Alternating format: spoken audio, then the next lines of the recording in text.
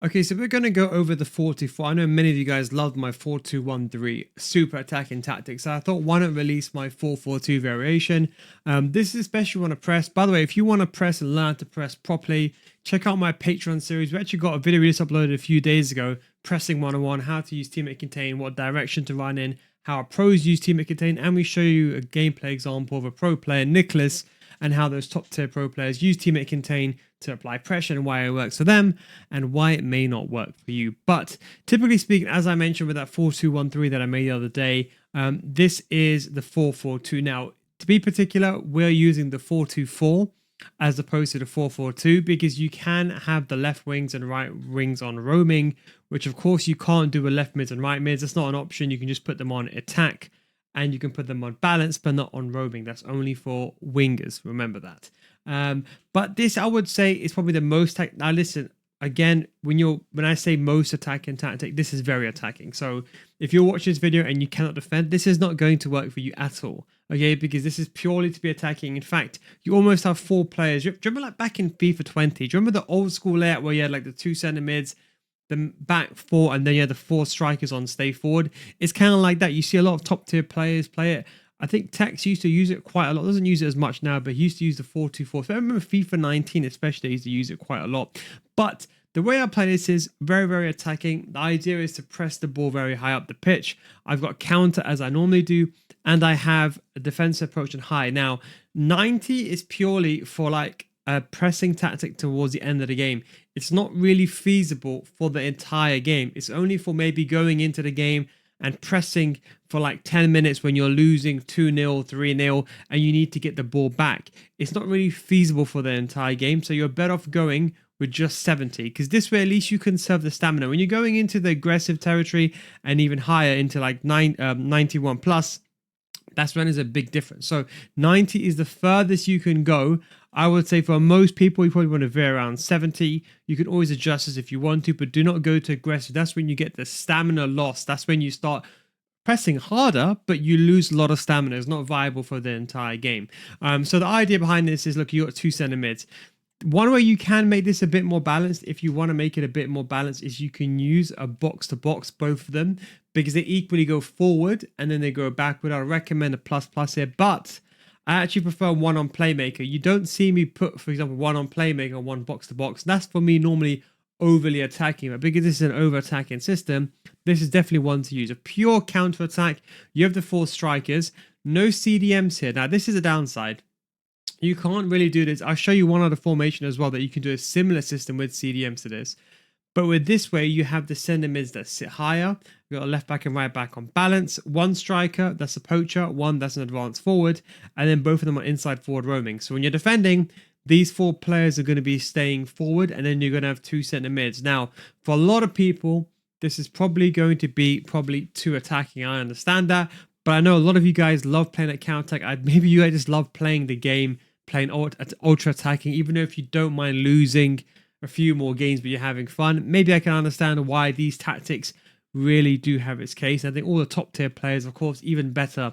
But one thing you could do instead is you can use a 4-2-2. Now, the reason why you can't use the 4-4-2, well, technically you could use the 4-4-2 holding, but again, as I said to you, the left mid and right mids, they don't have the instruction inside forward roaming. You can see if I go to inside forward here, like this, it's just balance and attack. So attack is basically like stay forward, but it's not like the roaming. You don't get that unique movement that I really like. But what you can use, quite a contrast, if you want the 2 CDMs, is go with something like this. And then what you could do over here is you can put both of these players here on a Shadow Striker. Now, Shadow Striker, there's no roaming. It's just, you can even put a classic 10, but Shadow Striker is what you really want. Again, you can go with the same functionality here, 1 on a advanced forward, 1 on a poacher, and you have the exact same system. So this way you're basically, don't forget, they're not so narrow as it appears to be on the screen here. In a 4-2-2, think of them like left wings and right wings, just a bit more inside. They're not right behind the strikers as it looks like this inside the game. They're basically, I would say, let's say typically speaking, let's say this is a cam, this is a winger. They're basically about here. That's where they are. I would say they're just about here. That's where they sit inside the game. So this way you can have the same system where you have a back 4, but you have two CDMs. So let's say you're saying that you're like, you know what, I really like that counter-attack style. I don't mind, maybe my level's not good enough to play that for the entire game, but I don't mind losing a few games to have fun. Then you could use something like this because you still have the 4 players effectively on stay forward, the counter-attack stance, but you also have the 2 players on stay back. So if you're looking for that pure counter-attack, you like the 4-2-1-3, but you want your left wing and right wing to basically stay forward and have 2 strikers, then remember I made that 4-2-1-3? Think of this as the 4-4-2 version of that, because you still maintain that 2 CDMs. And let's be realistic. I think most people who know how to defend, you just need a back 4 and 2 CDMs. Realistically, most people are playing a 4-2-1-3 with a shadow striker, a left wing, a right wing, and a striker anyway. So you're basically got 4 players on stay forward. But this one, you have 2 strikes in the middle. Now, why this is important, if someone commits a left back or a right back, or they commit some midfielders, you got a 4v4. And that is the most important thing when you're attacking. So that is a system there as well. It's very, very simple. That's the code if you want to copy that system over there. And then the 4-4-2 is basically exactly the same. The only difference is one more playmaker or 2 of them on box to box, and both the left wing and right wing are inside forward. Now, if you want to learn how to press, I've got a video on my Patreon series, patreon.com. We actually got from FIFA 20 a full 3-hour documentary on how to press, maybe a bit OTT, but that's how we kind of remade this new series, only 20 minutes long, showing you how you can press the ball. But if you are really looking for the one in the 4-4-2, you can copy it just over here. Very, very simple. Most of these things, you don't need to do the code. It's better off just knowing this yourself on the fly.